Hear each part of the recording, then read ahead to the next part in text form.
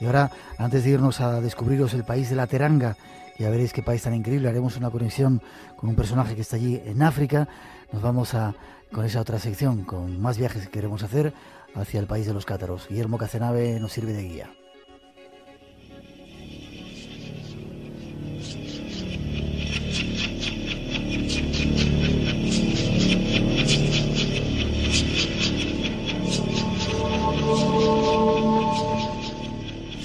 Esta música de Guillermo Cazenave indica que comienza el viaje, que nos vamos de viaje hacia el país cátaro, ese lugar que ya se ha convertido en una sección dentro del espacio en blanco. Guillermo Cazenave, buenas noches, ¿cómo estás? Hola, buenas noches, Miguel, ¿qué tal? Sabes que mucha gente está ya haciendo comentarios acerca de la sección, que les gustan diferentes foros que hay por ahí de misterio, que les gusta mucho la sección del país cátaro. Me alegro mucho y para mí es un honor y un placer estar en tu programa, en tu espacio y compartirlo con todos tus amigos. Y para nosotros que lo estés también. Y me acaba de llegar un disco tuyo que se llama Guitarra. Guitarra con una R, porque donde yo nací, guita es lo que sería la pasta, ¿no? En la España, guita.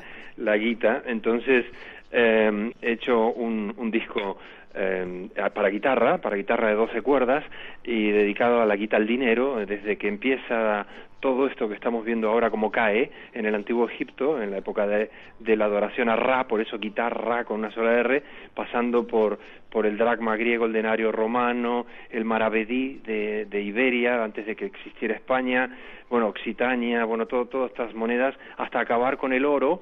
Bueno, también hago una repasada por el dólar y la libra para acabar con el oro que pertenece para mí a UFOland, o la tierra de los extraterrestres, que es en definitiva la adoración a los dioses de todas las grandes culturas de todos los tiempos. ¿Y cómo termina? ¿Que los dioses se acaban llevando el oro del planeta? Bueno, los extraterrestres. Algo así, acabo con la guitarra haciendo una especie de como una sincronía, se va repitiendo en un loop y acaba con el sonido de un ovni el disco, aunque es todo para guitarra acústica, no hay nada electrónico, pero sí acabo esa parte con el ovni, el disco acaba así, es toda una suite encadenada y estoy contento. Estuve trabajando 3 meses para hacerlo y en los momentos que estamos viviendo ahora en el mundo me parece que con mi guitarra podía aportar ese mensaje, ¿no? Decir a nuestros oyentes que no lo conozcan que Guillermo Cazenave básicamente es un músico, uno de los músicos más conocidos de Nueva Era en nuestro país, el que lanzó en España todo el movimiento Nueva Era y ese tipo de música. ¿Cuántos discos tienes por ahí sacados? Bueno, pues realmente no lo sé, pero algo así como 60 y pico o 70. Discos, casi nada. Y que, bueno, esta música que suena, algunas veces la utilizamos de fondo en el programa y que además es nuestro guía en el país cátaro porque tiene la suerte de vivir allí. Vamos al país cátaro, luego damos alguna fórmula si quiere de que alguna gente nos ha pedido discos de Nueva Era, pues qué mejor que los tuyos, algún lugar donde localizarte, ¿te parece? Muchas gracias, sí. Pero nos vamos si quieres a ese país cátaro. La semana pasada hablábamos un poco de esos personajes que vivieron allí, que eran, como resumen, una especie de religión que trataba de ir a los orígenes y comportarse como en los tiempos de Cristo, y que eso suscitó un poco la envidia y así un poco de miedo por parte de la religión en ese momento imperante, y se los cargaron, ¿verdad?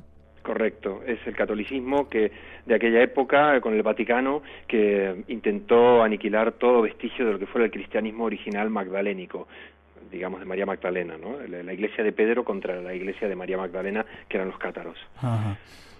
Estaban en esa zona, vivían allí, habían elegido ese lugar. ¿Eran todos franceses o había gente de más lugares del mundo? Claro, en realidad como esto, incluso antes de ser Francia, ya pertenecía a Occitania. Esto es muy interesante, esto que hayas comentado esto, pero bueno, hay una lista que me ha costado conseguir de unos 60 y pico de cátaros que murieron en la hoguera famosa de Montsegur, los 200 y pico que murieron. Espera, ¿qué papa fue quien les ordenó? Bueno, tenía un nombre que no se correspondía a cómo actuó, porque fue Inocencio III, Inocencio. El que inventó la Inquisición, porque la inventó para aniquilar a los cátaros. Y luego continuó, por supuesto, porque vieron que funcionaba y que podían liquidar a cualquiera que se opusiera a sus designios, digamos. Ya. Este Inocencio mandó a las hogueras, yo siempre repito esta frase, cuando le preguntaron cómo diferenciar a unos de otros y dijo, que dijo mandarlos todos allí. Bueno, eso fue cuando tenían sitiada la ciudad de Béziers, Sí. que está muy cerca de Montpellier o de Narbonne, que se puede visitar, 20.000 personas sitiadas con niños, mujeres y ancianos. El propio inquisidor Montfort se negaba a liquidarlos, y entonces enviaron un mensaje al Papa: ¿qué hacemos? Están sitiados, ¿qué hacemos? Y él dijo: matadlos a todos, Dios reconocerá los suyos. Y así fue. Vaya personaje el Papa este, ¿eh? Sí, realmente. Vaya personaje. La semana pasada hablábamos de algunos de los rituales que hacían los cátaros con esos nombres occitanos, y quedó alguno por hablar. ¿Nos cuentas? Sí, correcto. La semana pasada hablamos del consolamentum, del meloramento o mejoramiento, y nos quedó por hablar sobre todo de uno de los más controvertidos en cuanto a los análisis históricos, que es el de la endura. La endura era ni más ni menos en lengua occitana que el suicidio cátaro. Los cátaros, si se hallaban en peligro y ellos no querían luchar ni oponer resistencia física a lo que se consideraría un combate, una batalla, o simplemente para demostrar que estaban totalmente desapegados a lo material, practicaban este tipo de suicidio, que era como una especie de dejarse morir de hambre. Algunos se internaban en las cuevas y se recostaban en el suelo con las cabezas unidas, creando la famosa cruz cátara, o algún tipo digamos de estructura geométrica, y empezaban a meditar y se quedaban allí hasta que morían de inanición. Ese era el endura. Es un suicidio ritual. Un suicidio ritual, exactamente, tú lo has dicho. Hablabas también de la cruz cátara. ¿Cómo es la cruz cátara? Hay mucha gente que no la acaba. Bueno, es como me va a resultar difícil ahora explicarlo así sin poder dibujarla, pero bueno, es una cruz, digamos, distinta a la de la religión, a la crística, digamos, porque tiene hacia los lados, hacia las puntas, tiene como unas pequeñas caídas hacia ambos lados, hacia la izquierda y hacia la derecha, y que, a mi entender, eso, aunque es la típica cruz, pues da a entender como que gira, como que rueda. De hecho el propio Hitler, y ya inspirándose en cruces incluso más antiguas o ancestrales, ya provenientes de Oriente, pienso, es una opinión personal y en la que coinciden varios investigadores, que para sacar adelante su esvástica se inspiró en esto, porque de hecho él miró hacia el mundo cátaro, ¿verdad? Buscó el grial también, y pensaba que había parte de lo que él quería conseguir aquí en esta zona del sur de Francia.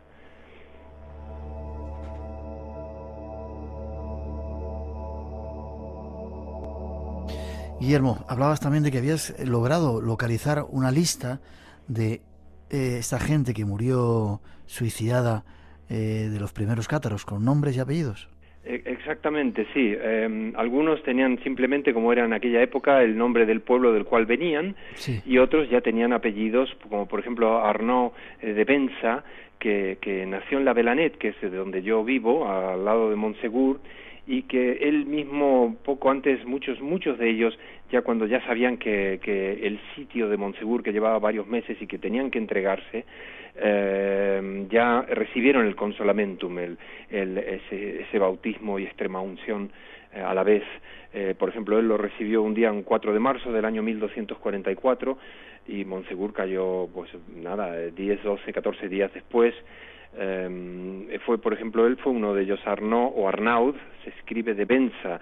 También estaban, por ejemplo, Pons Capel, Raymond Aguilère, Guillem Aicard. Eran todas personas de esta área en general, y había, por supuesto, mujeres, había niños, había, por ejemplo, Bruna de La Helle, que era la hermana de Guillermo de Issus, que fue también que había sido condenado por la Inquisición 3 años antes, y que logró escapar, ¿no?, del castillo en el que estaba en aquel momento, pero esta vez no logró salvarse. Ya. ¿Y acabaron con todos?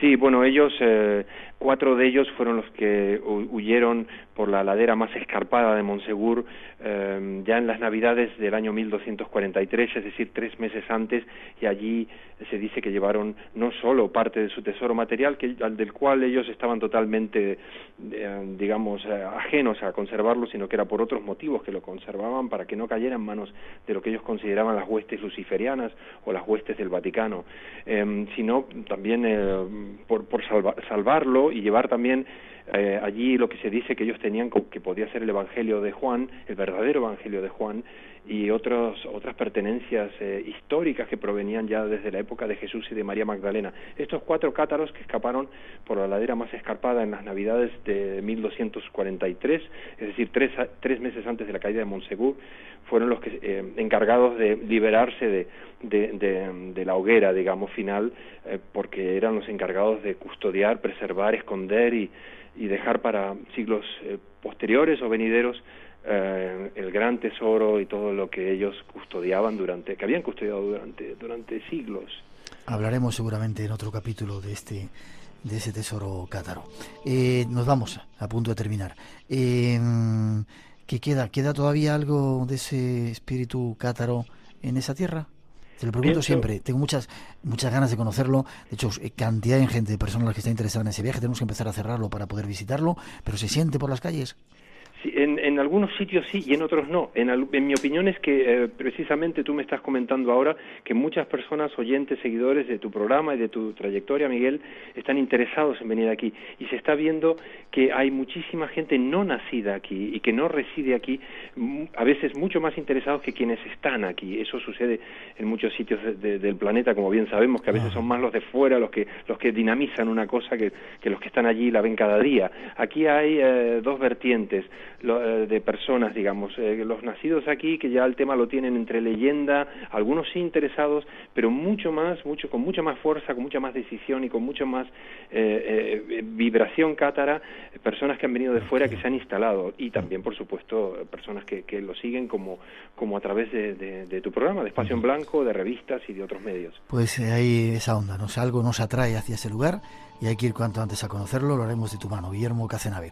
Página de contacto, web, incluso para ponerse en contacto contigo, conseguir esas músicas de guitarra que tú haces. Sí, Miguel, es las 3 W, gcazenave con Z y V, gcazenave en minúscula todo junto.com. ccazenave.com. Un placer, Guillermo, te veo prontito y seguimos viajando, y a ver si empezamos a cerrar ya para que físicamente podamos conocer ese sitio, que es una de mis asignaturas pendientes, teniendo tan cerca de casa como lo tenemos. Cuando quieras, Miguel, un abrazo muy fuerte. También para ti, fuerte.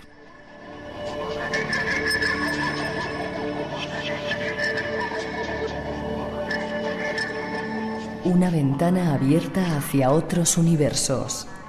Espacio en Blanco, en Radio Nacional de España, con Miguel Blanco.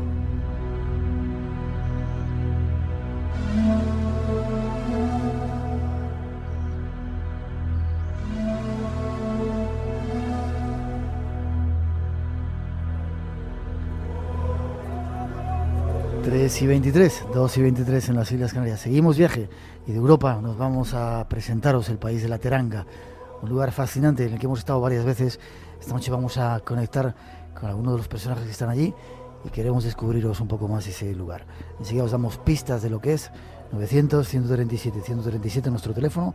Después de esa introducción emprendemos el viaje.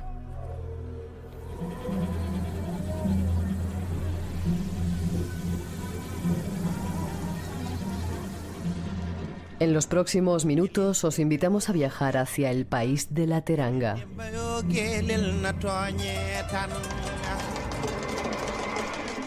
Poco conocido en su mayor parte, representa la frontera entre el Sahel, el Gran Desierto, y el África negra y mágica. Muchos fueron los viajeros que se aventuraron en el pasado siglo XIX a transitar por sus tierras.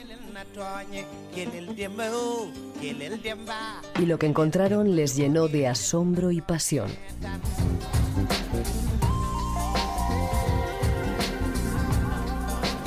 Multitud de etnias con rituales y credos imposibles para los occidentales.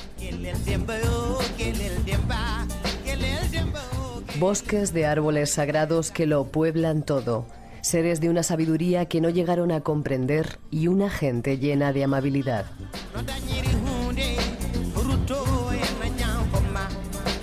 Nos referimos a Senegal, un país de contrastes entre deltas exuberantes, desiertos infinitos y un vasto horizonte por donde el tiempo discurre lento y sabio. Algunos de los viajeros que lo han transitado en nuestros días ha dicho de él que es una tierra de convivencia y respeto, fiel guardiana de costumbres milenarias.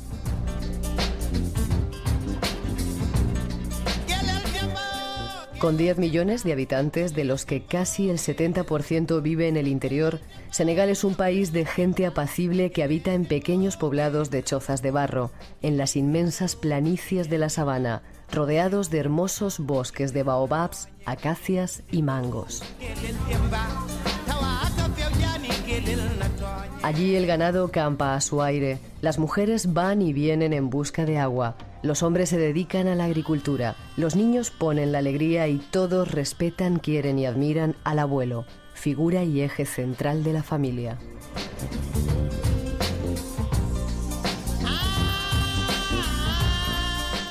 Esa es la auténtica África negra, la de tribus y amuletos mágicos, la de las distintas etnias, cada una con su cultura, su lengua y sus tradiciones, donde se puede sentir la hospitalidad legendaria de unas gentes siempre dispuestas a compartir con el viajero lo poco que tienen.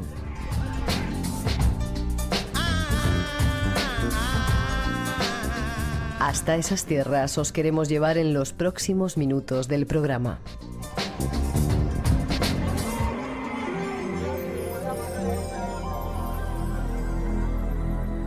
Para hacerlo tenemos a dos guías esta noche con nosotros. Aquí en Madrid, Pedro Fusté, periodista, escritor, compañero viajero, se ha pateado el mundo.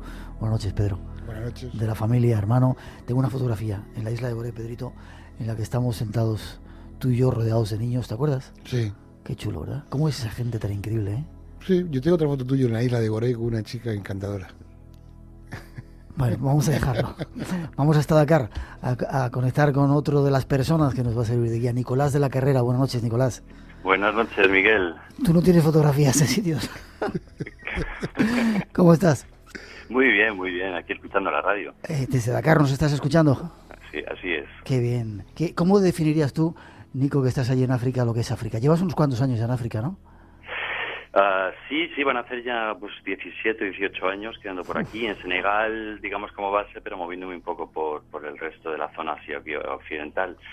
Y la verdad es que definir África sin encontrar ningún tópico es complicado, vamos, digamos que tiene muchas connotaciones pues de lo que es el misterio, de lo que es la esencia del ser humano y, en fin, la naturaleza, lo salvaje.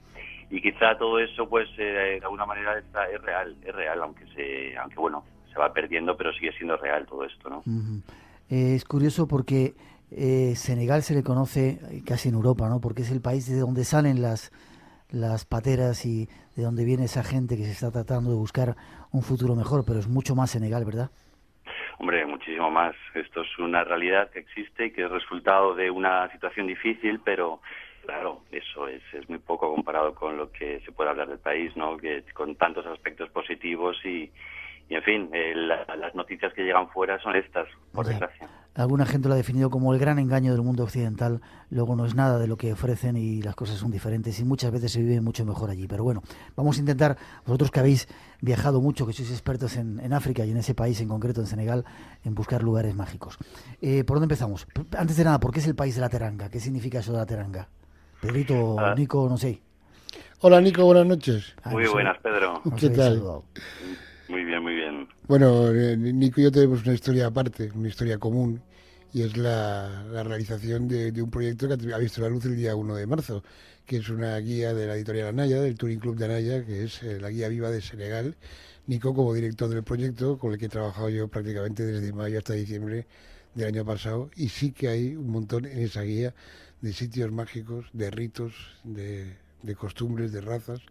Pero bueno, Nico es como otro hermano que está allí en África y yo creo que a él le corresponde hablar de la teranga, Nico. ¿Qué es eso de la teranga, Nico? Pues la teranga en realidad significa algo así como hospitalidad o acogida. es una actitud, es una manera de los senegaleses de un poco presentarse, ¿no?, al extranjero, digamos que es eso, ¿no? Y pues conlleva pues un montón de tradiciones y ritos y sobre todo pues eso, esa actitud abierta de compartir y de dialogar, ¿no? Es un país de diálogo, de buen rollo, tranca. ¿verdad? Sí. Hombre, yo recuerdo en San Luis, en la playa de San Luis, a un senegalés, artista, músico, decorador, en fin, de estas cosas raras que hay por allí, ¿no? Se llama Banda.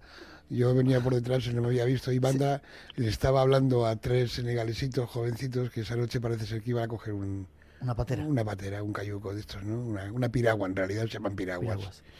Y Pero les decía... nosotros navegamos un poco en esas piraguas. Yo no sé cómo son capaces de hacerlo, porque qué inestables, qué incómodo, qué peligroso. Pero es que además tienen que comer, hacer pis, hacer y sus estar cosas. 5 o 6 días o 10 días ahí O metidos. 10 o 15. Una locura, ¿verdad? Sí, una sí. locura. Pues Banda se dirigía a estos jovencitos diciéndoles: pero no os dais cuenta que sois los esclavos modernos. Antes, en los siglos pasados, nos llevaban con grilletes y con cadenas, nos ataban y nos mandaban fuera. Y ahora no hacen falta que hagan eso. Nos ponen el señuelo del dorado de Europa y somos nosotros los que nos prestamos a ser sus esclavos, incluso poniendo una fortuna en medio para poder viajar. Estáis todos locos. En Europa no hay teranga. La gente mira al suelo, no te saluda, no pregunta por ti ni por tu familia. Es fría, no hay el calor que aquí en Senegal, con sus playas, con su flora, con sus amigos y todo esto. Me parece un discurso absolutamente coherente, ¿no? Uh-huh. Lo primero que uno se encuentra cuando llega a Senegal es que es una especie de frontera. Divide lo que es el mundo del desierto, el Sahel, ese mundo inhóspito del desierto, con el inicio del mundo negro de las selvas, ¿verdad, Nico? Así es. Y además incluso de manera geográfica también, porque es el río Senegal, digamos que es donde terminan las últimas dunas del Sáhara, ¿no? Antes de ya empezar el Sahel. Así que así es. Además es un país en el que uno no siente la presión. Nosotros, que hemos tenido la oportunidad de viajar por otros sitios, en otros países sientes la presión de la gente, y eso en Senegal se nota ese buen rollo, salvo en un sitio en la frontera entre Mauritania y... ¿cómo se llama el paso? Rosso. Ahí sí que se nota un mal rollo. Es un puente, hay que cruzar el río Senegal. Nosotros muchas veces hemos hecho ese recorrido, venimos de Mauritania, hay que pasar en una especie de lancha hacia Senegal, te cogen el pasaporte, te cogen un montón de maletas, y nosotros casi siempre nos negamos a que nos la cojan porque eso significa que hay que pagar, pero alguna vez encuentras un negrito de estos de 3x4, te coge las maletas y dices, sí, claro, lleva las maletas, y te saca luego la vida, ¿no? Salvo en ese sitio, el resto del país hay mucha teranga. Sí, hombre, y luego también hay picaresca y a veces un poco pueden ser pesados en alguna zona turística y en momentos concretos, pero la verdad es que van un poco a su aire y tampoco te molestan demasiado en absoluto, y en el interior todo lo contrario, la acogida es tan pura y tan sincera que no hay ningún tipo de picaresca detrás, ¿no? Uh-huh. Aún se conserva ese buen rollo de la gente como era antes. Etnias, hay diferentes etnias que viven en Senegal, ¿verdad, Pedro? Pueblos que tienen una tradición desconocidísima para nosotros, pero que no han nacido ayer, que incluso, ¿verdad, Nico? Nos lo vas a contar ahora, estuvieron en América mucho antes de que llegara Colón. Eso dicen muchos historiadores. Parece que está probado y comprobado. Son teorías bastante probadas, ¿no? Pero bueno, ya sabes que la historia pues la hacen algunos y a veces se olvidan de ciertos detalles, ¿no? Pero parece que sí, que efectivamente 200 años antes de Colón ya fueron los africanos para allá. Uh-huh. Eso es. ¿Cómo se llamaba el personaje que inició uno de esos viajes? Fue un mansa, una especie de sultán, un rey, en realidad un rey del imperio Mandinga, que fue uno de los más importantes en el siglo XIII, XII, XIII y XIV incluso, uno de los más importantes que había en el mundo conocido, o sea, y además con un nivel intelectual bastante grande. Y fue el mismo rey que un poco abdicó al trono y se lo ofreció a su hermano y le dijo: yo me voy a demostrar que la Tierra es redonda, que el Atlántico no es el final del mundo, y se embarcó en un proyecto y una aventura enorme.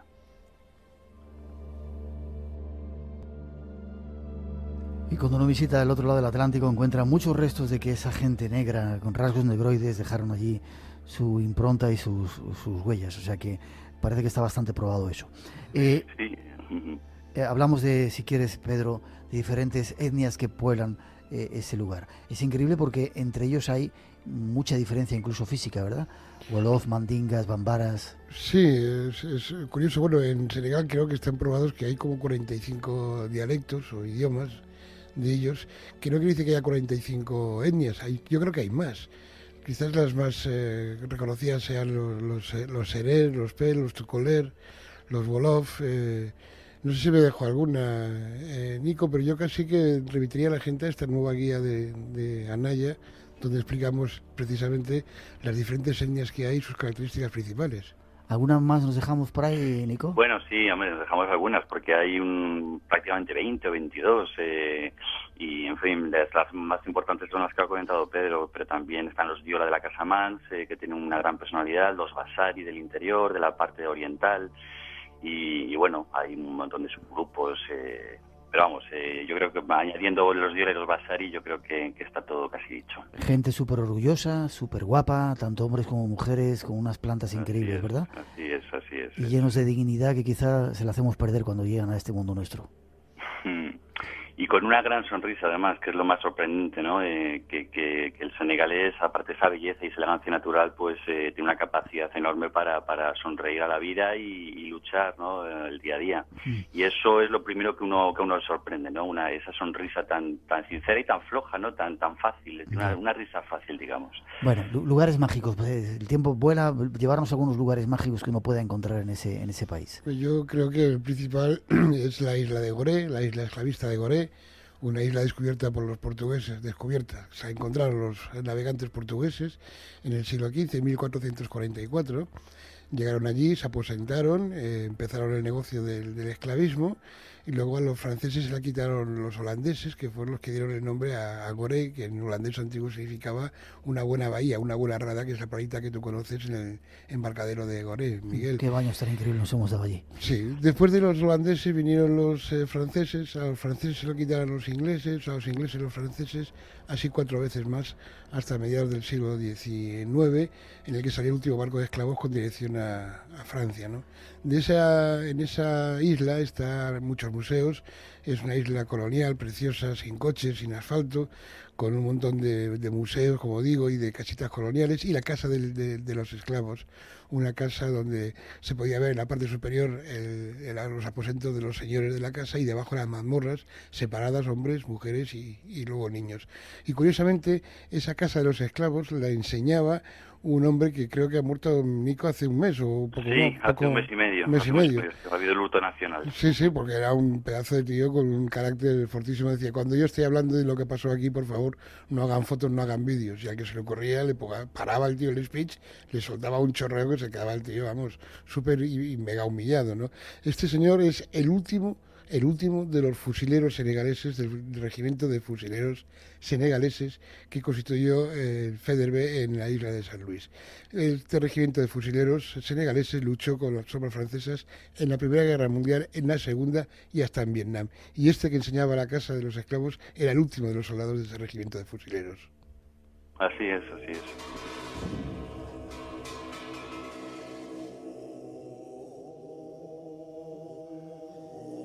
Espacio en blanco. La puerta hacia otras dimensiones.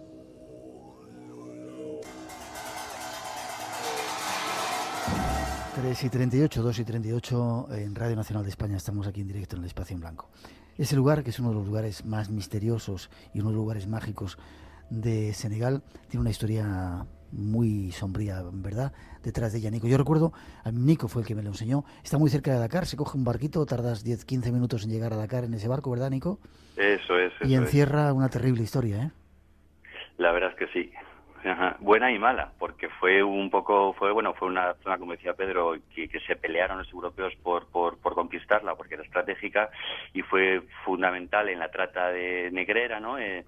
Pero también luego simbolizó lo contrario, ¿no? El rechazo a aquello, y fue un lugar que tuvo un florecimiento y una vida cultural interesante. Sin embargo, salieron 20 millones de esclavos allí. Más de 20 Más de 20 millones de esclavos. En 4 siglos. Increíble. Isla de Gorée, cerca de Dakar. Vamos a otra isla, si os parece. Hay otra isla, la isla de las Conchas, un lugar... Ese sitio se lo dejo a Nico porque es uno de los sitios favoritos de Nico. Nico me lo enseñó. Es un sitio único en el mundo, donde, fíjate, por ejemplo, en Senegal el 70-80% son musulmanes, el resto son católicos. Y allí en la isla de Joal Fadiouth es al revés, el 80% son católicos y el resto son musulmanes. Pero yo espero que te lo cuente Nico, como me lo contó a mí, pues es un sitio adorable y muy apacible. Pues me lo cuentas, Nico. No, la verdad es que es un sitio muy especial, muy especial. Yo no lo conocí nada más llegar a Senegal, sino que pasaron bastantes años hasta que llegué por allí, pero efectivamente es un lugar único y con mucha magia, ¿no? Y con muchos valores que conviene rescatar, ¿no? Es un lugar pequeñito, la isla en sí se llama Fadiouth, la parte del continente se llama Joal y bueno, han creado una comunidad que se llama Joal Fadiouth y la isla en sí está hecha a base de conchas, tiene esa particularidad, ¿no? Que es un cúmulo de conchas. ¿Hecha a base de conchas? Sí, inicialmente parece ser que vivía una familia en un pequeño montículo de conchas y fue creciendo la familia, fueron trayendo conchas de los alrededores y bueno, ahora tiene prácticamente 1 kilómetro de largo por medio de ancho.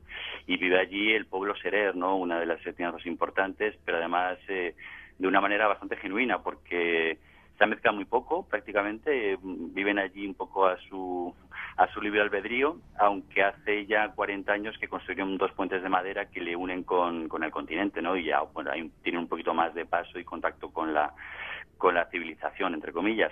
Pero es un sitio realmente bonito a nivel paisajístico y muy especial y muy intenso a nivel cultural y étnico, ¿no? Yo recuerdo esa foto que le decía a Pedro, estábamos ahí sentados, yo creo que al lado de la iglesia, empezaron a venir niños y de eso, de una forma natural, sí. te empezaron a tocar, se sentaban encima de ti, te abrazaban y ahí fue donde se hicieron la foto. Qué bonita, ¿verdad? Qué forma tan genuina de comunicarse unos con otros, tan auténtica, ¿verdad, Pedro? La iglesia de Francisco Javier, que por cierto hubo un corrimiento de tierras y la torre que tiene se resquebrajó un poco.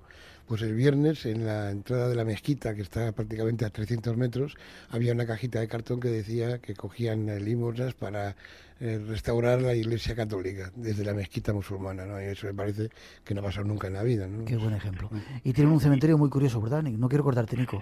Eso es. Luego aparte tiene otra islita cerquita que es el cementerio de Diocho, que es donde entierran a todos los de Fadiouth, no sean musulmanes o católicos o animistas. Tienen un mismo lugar para ellos. Digamos que unas tienen lápidas orientadas a la Meca y la otra tienen cruces y hay un babab sagrado, 2 o 3 y ahí se hacen los ritos, pero digamos, ellos entienden que la muerte es la misma para todos y así lo ven, ¿no? Entonces esa isla está consagrada a toda la espiritualidad y la vida después de la muerte, ¿no? Un ejemplo de convivencia mucho más necesario en estos días nuestros. Sí, y una misa los domingos a las 12 que es muy recomendable. Como cantan, ¿eh?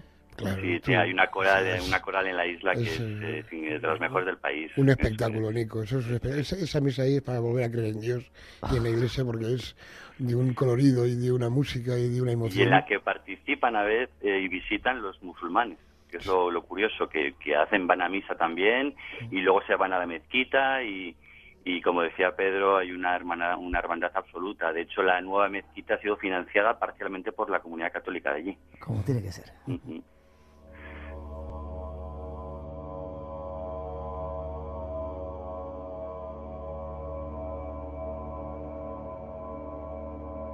Habéis hablado de baobabs. En Senegal, yo no he visto tanto baobab junto como en Senegal. Y mira que da vueltas por ahí.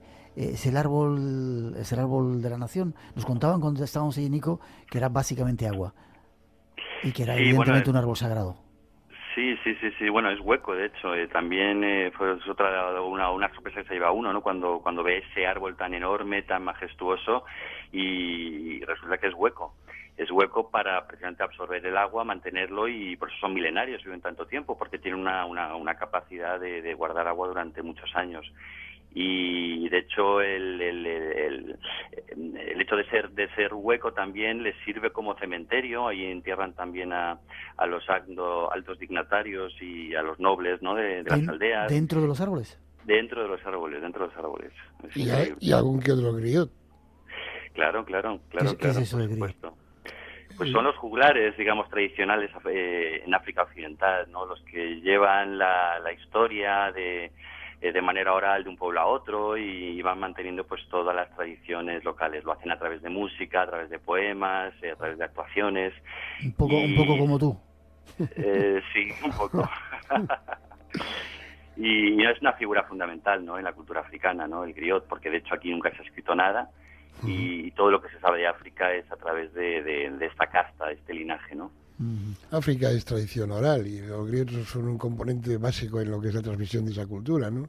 Pero vamos, el baobab es un árbol impresionante, el bosque que hay en Thiès, cerca de Dakar, es para bajarte y casi recorrerlo a pie, ¿no? Cada árbol es distinto, tienen todas las características más o menos parecidas, pero es como si de pronto este árbol orgulloso de ser tan bonito como era, dicen que los dioses lo cogieron y lo plantaron al revés, y dejaron las raíces al aire, ¿verdad? Hay una extraña leyenda porque el árbol es muy raro, de repente parece que las raíces las tiene hacia afuera.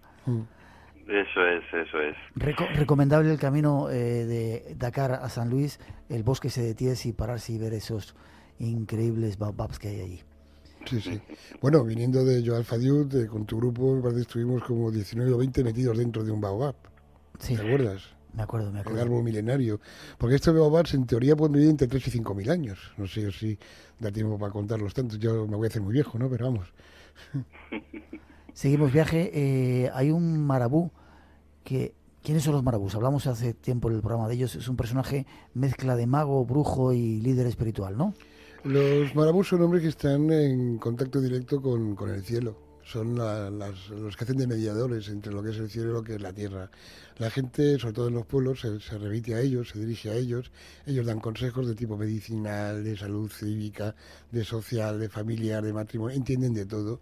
Y no son marabús porque hayan estudiado, sino porque el pueblo los distingue como tales, ¿verdad? Suele ser una familia que va de padres a hijos, va funcionando, como conocimos el caso en Joal Fadiouth, de aquel marabú, que su padre estaba ya muy malito y el hijo decía, bueno, yo ahora voy a ser el marabú y tal, ¿no? Pero bueno, Nico también puede ampliar un poco más este conocimiento. ¿Has tenido contactos con ellos, con los marabuts? ¿Nico? Yo personalmente, hombre, conozco algunos y algunos más o menos de cerca, pero no nunca he querido mezclarme o meterme en ese mundo que desconozco y que sé que puede incluso, si no lo sabes canalizar, resultar peligroso. He visto más o menos de cerca ceremonias, he visto cosas, tengo muchos testimonios de gente que los ha consultado, pero bueno, yo personalmente no lo he hecho. Hay mucha magia en ese país, ¿verdad? Y se hacen muchos ritos mágicos. Sí, porque a pesar de que el 80% o el 90% sea musulmán y luego haya cristianos y tal, en el fondo todos ellos son animistas. El 100% son animistas.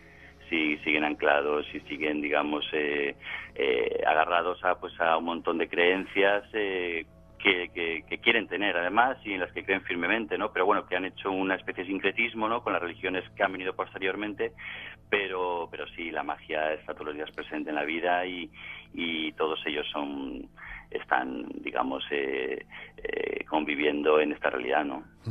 Oye, Nico, ¿tú no tienes un grigri encima ahora mismo? Un grigri no. Eso se iba a preguntar.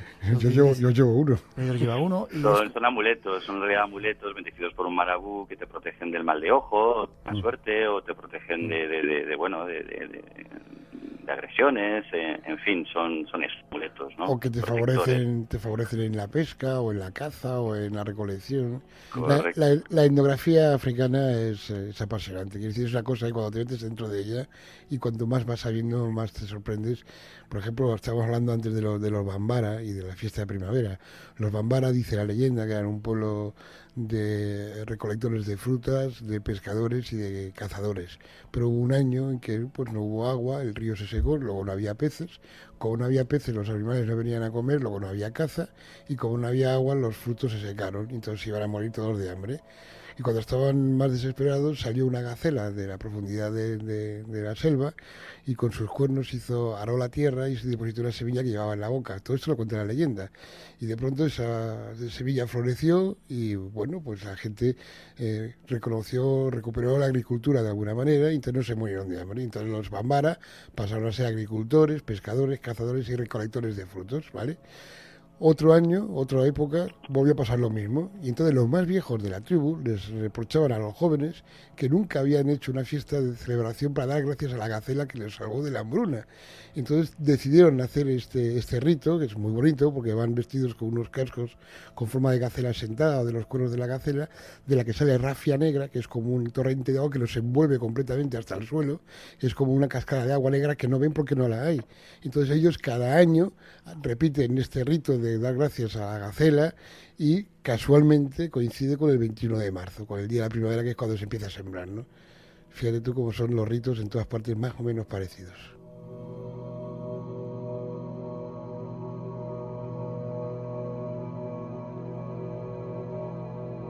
Tenemos que darnos prisa porque nos quedan solo 5 minutos más o menos de viaje.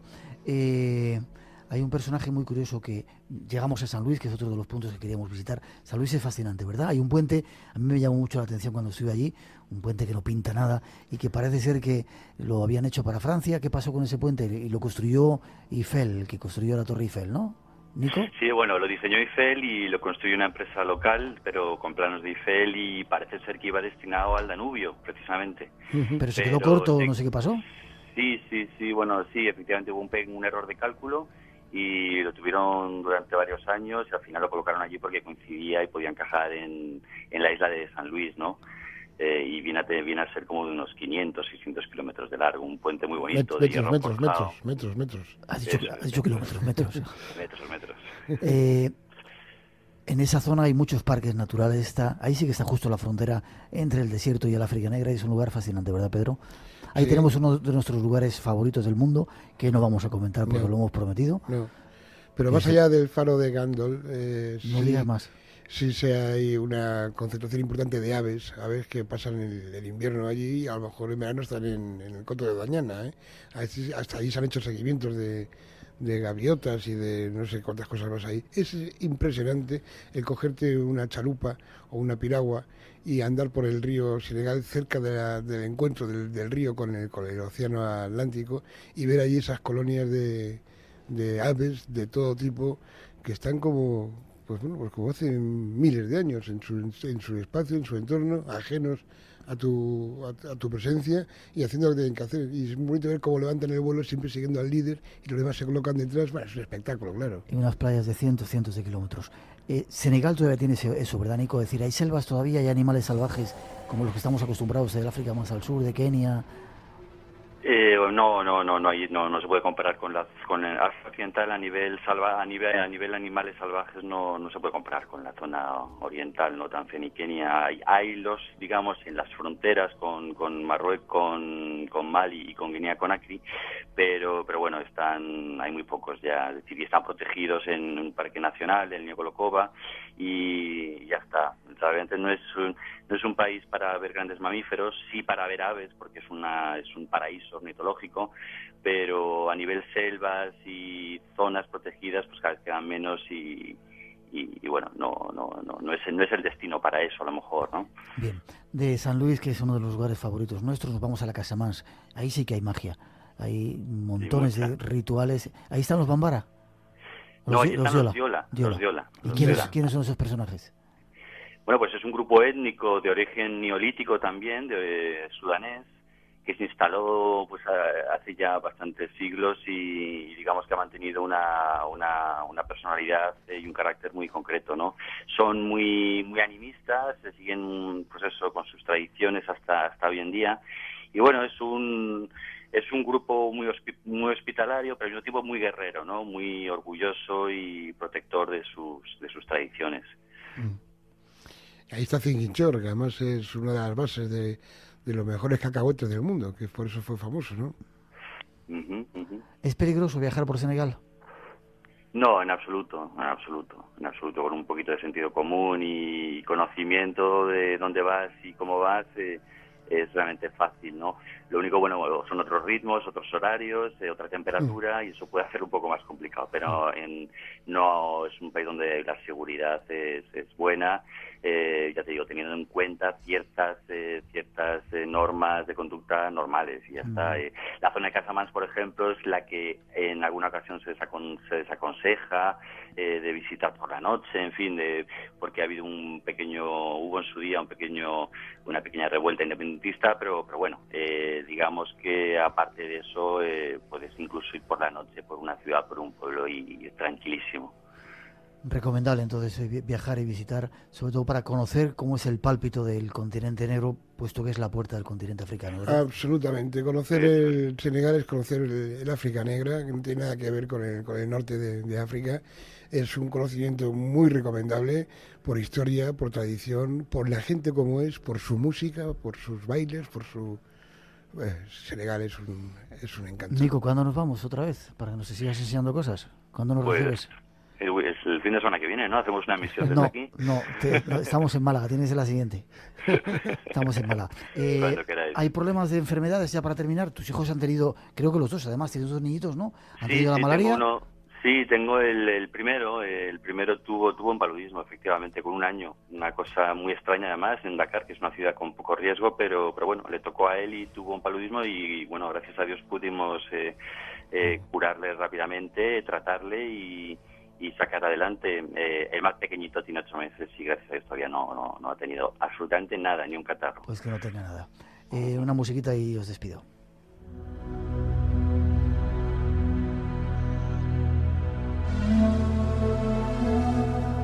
Una música que evoca eso, las llanuras, los ríos, esos lugares increíbles que hay por el mundo y más en África.